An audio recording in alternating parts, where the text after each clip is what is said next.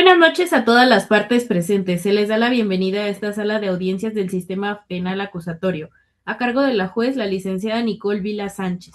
Se les recuerda que el desarrollo de esta audiencia deberá regirse bajo los principios de respeto, orden y legalidad, por lo que deberán conducirse conforme a las reglas del proceso, evitando interrupciones y atendiendo en todo momento las indicaciones de este órgano jurisdiccional.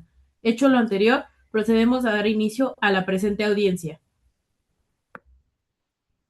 Buenas noches. Se abre la audiencia inmediata intermedia dentro de la causa penal relativa a los hechos ocurridos los días 3 y 4 de mayo de 2006 en San Salvador Atenco, siendo las 10 horas con 30 minutos del día 9 de abril de 2026. Esta autoridad declara formalmente abierta la audiencia, la cual se rige por los principios de publicidad, contradicción, concentración, continuidad e inmediación, conforme al artículo 20 de la Constitución Política de los Estados Unidos Mexicanos y lo previsto en los artículos 346 a 351 del Código Nacional de Procedimientos Penales. El objeto de la presente audiencia es la depuración de los hechos controvertidos, la admisión y exclusión de los medios de prueba, así como la emisión de autoapertura a juicio oral. Por ello solicito a las partes se identifiquen a efectos de quedar en registro. Con su autorización, señoría, comparece el licenciado Moisés Cruz Carmona, agente del Ministerio Público, adscrito a la Fiscalía de Tlalpan y número de matrícula 2322-0271-2, con facultades para ejercer la acción penal en términos de los artículos 21 constitucional y 127 del Código Nacional de Procedimientos Penales.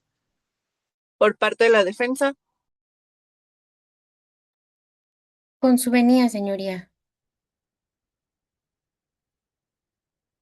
Comparece la licenciada Yuki Midori Solórzano Palma con número de matrícula 2322-183-2, en mi carácter de defensor particular de los imputados, personalidad que acredito conforme a los artículos 113 y 116 del Código Nacional de Procedimientos Penales. por parte del asesor jurídico, Comparece la licenciada Shelja Samantha Martínez Cruz con matrícula 2322-0305-2 en mi carácter de asesora jurídica de las víctimas en términos del artículo 20, apartado C de la Constitución y 110 del Código Nacional de Procedimientos Penales. se tiene por acreditada la personalidad de las partes. Se hace el conocimiento que en esta etapa procesal tiene como finalidad verificar la acusación formulada por el Ministerio Público, depurar los hechos controvertidos y resolver sobre la admisibilidad de los medios de prueba.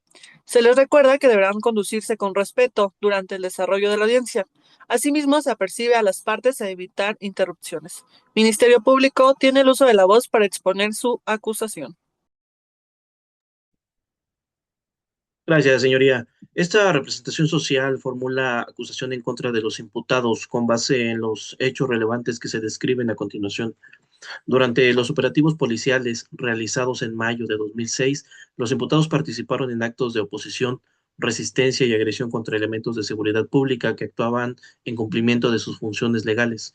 Dichos hechos constituyen conductas típicas, adjurídicas y culpables, encuadrando en los delitos de resistencia de particulares, previsto en el artículo 180 del Código Penal Federal, así como en el delito de ultrajes a la autoridad, previsto en el artículo 287 del mismo ordenamiento.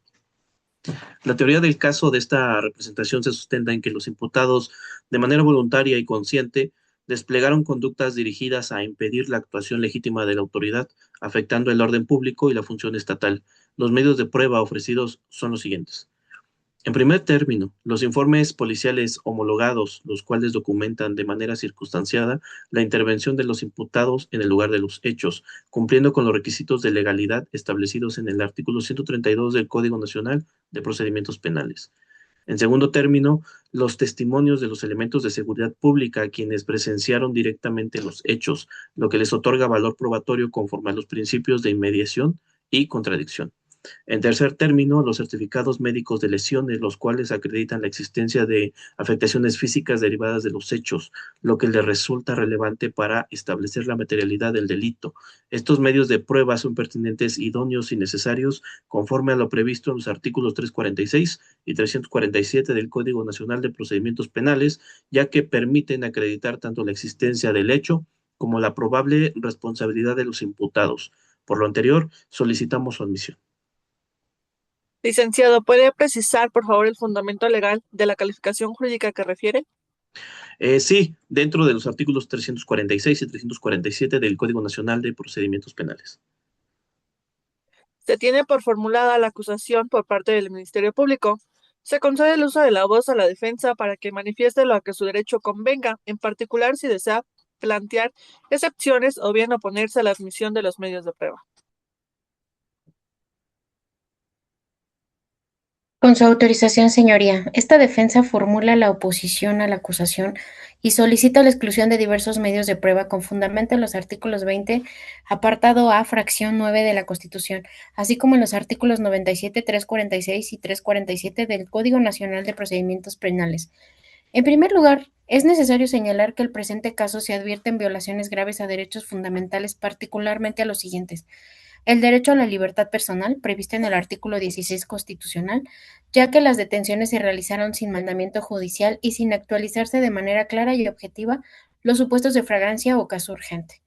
El derecho a la integridad personal reconocido en el artículo 1 constitucional, el derecho a la integridad personal reconocido en el artículo 1 constitucional al existir indicios de uso excesivo de fuerza, tratos crueles, inhumanos o degradantes e incluso posibles actos de tortura. Así también el derecho al debido proceso, el cual se establece en los artículos 14 y 20 constitucionales, al no haberse respetado las formalidades esenciales del procedimiento, particularmente en la detención, puesta a disposición y documentación de los hechos. Señoría, los hechos que dan origen a este proceso ocurrieron en un contexto de operativos masivos, donde las detenciones se realizaron de manera indiscriminada, sin una debida individualización de la conducta atribuida a cada persona detenida, lo que cual contraviene no solo con el marco constitucional, sino también a los estándares establecidos por la Corte Interamericana de Derechos Humanos en materia de detenciones arbitrarias. En este sentido, esta defensa sostiene que la acusación carece de una base fáctica individualizada, lo que impide ejercer una defensa adecuada y vulnera el principio de presunción de inocencia. Ahora bien, en relación con los medios de prueba ofrecidos por el Ministerio Público, esta defensa solicita su exclusión por las siguientes razones. Primero, los informes periciales homologados. Solicitamos su exclusión en virtud de que existen indicios razonables de que fueron elaborados de manera posterior a los hechos, sin control judicial y sin mecanismos de verificación independientes, lo que afecta su autenticidad y confiabilidad. Además, deriva de detenciones posiblemente ilegales, por lo que se actualiza la doctrina de la prueba ilícita. Segundo, los testimonios de elementos policiales. Si bien esta defensa reconoce que en esta etapa no se valora la credibilidad del testigo, sí es procedente cuestionar la legalidad de la obtención de dichos testimonios, así como su posible contaminación derivada de actuaciones irregulares previas, lo que compromete su admisibilidad. Tercero, certificados médicos de lesiones. Este se solicita su exclusión en aquellos casos donde no se garantizó la cadena de custodia o donde no existe certeza sobre las condiciones en que fueron practicados, particularmente si no se realizaron conforme a los protocolos adecuados ni con independencia técnica. Cuarto, los elementos sin cadena de custodia. Cualquier evidencia material que no cumpla con los requisitos establecidos en los artículos 227 y 228 del Código Nacional de Procedimientos Penales debe ser excluida, ya que no se puede garantizar su integridad, autenticidad ni correspondencia con los hechos. Señoría, es importante enfatizar que el artículo 264 del Código Nacional de Procedimientos Penales establece claramente que ningún dato o prueba obtenida con violación a los derechos fundamentales puede ser utilizado en un proceso penal, lo cual se relaciona directamente con la doctrina del fruto del árbol envenenado.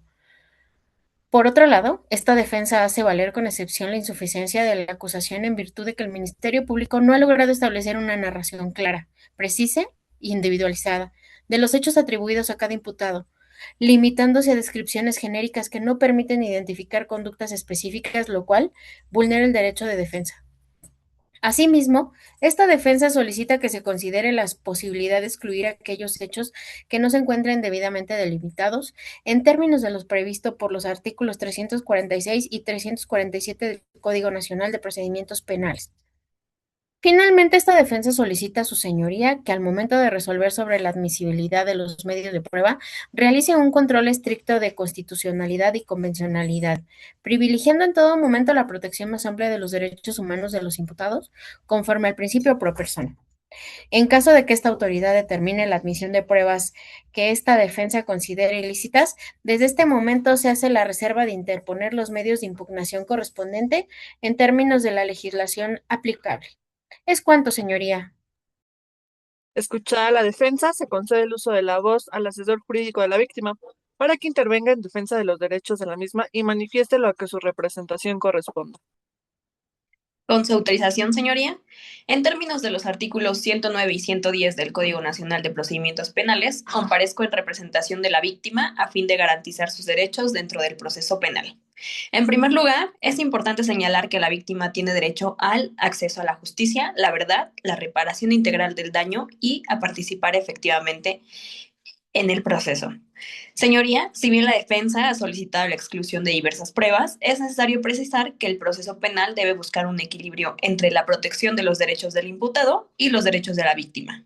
Respecto a los medios de prueba ofrecidos por esta asesoría, solicitamos la admisión de el testimonio de la víctima, fundamentado en el artículo 371 y 376 del Código Nacional de Procedimientos Penales, señoría, ya que el testimonio de la víctima constituye un medio de prueba fundamental, especialmente en el contexto de violencia, ya que permite reconstruir los hechos desde la experiencia directa, así como un dictamen médico, el cual acredita las lesiones físicas sufridas por la víctima, y un dictamen psicológico, el cual permite demostrar las afectaciones emocionales derivadas de los hechos, lo cual es relevante para la reparación del daño. Señoría, respecto a la exclusión de pruebas solicitadas por la defensa, esta asesoría considera lo siguiente. No toda irregularidad implica necesariamente la nulidad absoluta de la prueba, ya que debe analizarse caso por caso y privilegiarse el acceso a la justicia.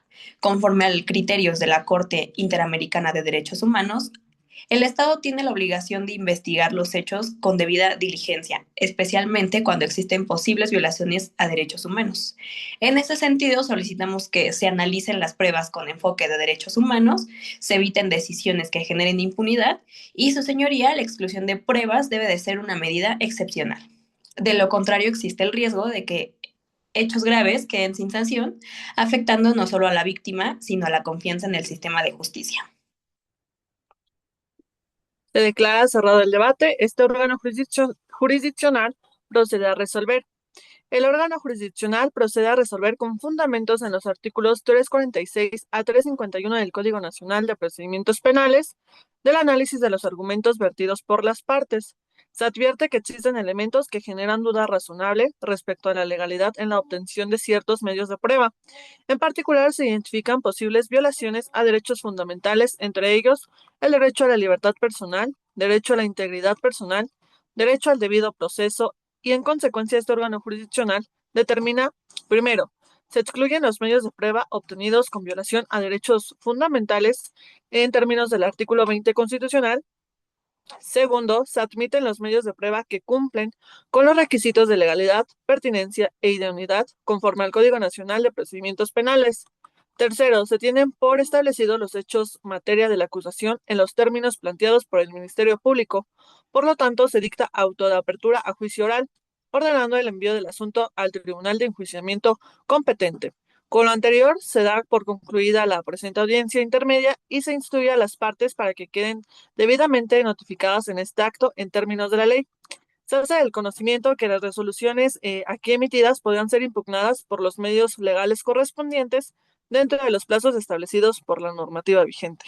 No habiendo más asuntos que tratar, se levanta la audiencia, siendo las 10 horas con 43 minutos del día que dio su inicio. Que tengan bonita noche.